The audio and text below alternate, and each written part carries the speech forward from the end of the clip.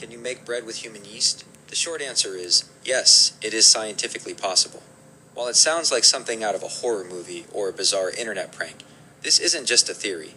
It has actually happened, and the results were a massive shock to the internet and the scientific community. The infamous 2015 experiment, Sourdough Gate. In 2015, the world saw the most famous and controversial example of this. An experimental blogger named Zoe Stavry set out to see if a human yeast infection could be used as a starter for bread. The process: she didn't just throw a sample into flour.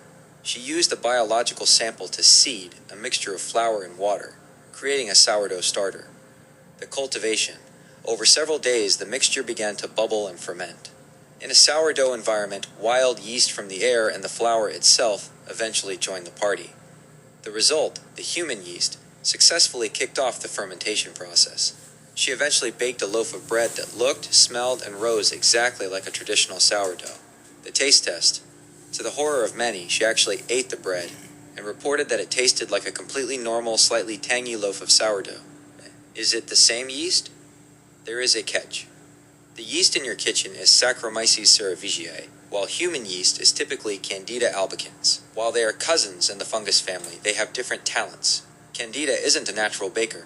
It doesn't produce the massive amounts of CO_2 gas needed for a big, fluffy rise. However, because she used the sourdough method, the human sample provided the initial biological spark, and the stronger wild yeasts in the environment took over to finish the job. The dangerous reality check: even though the 2015 experiment proved it is possible, it is extremely dangerous for one major reason: pathogens. When you grow a culture from a human source in a warm, sugary dough, you aren't just growing yeast. You are also growing staph, staphylococcus, E. coli, fecal bacteria. Even if the oven's heat kills the bacteria, many of these germs leave behind heat-stable toxins.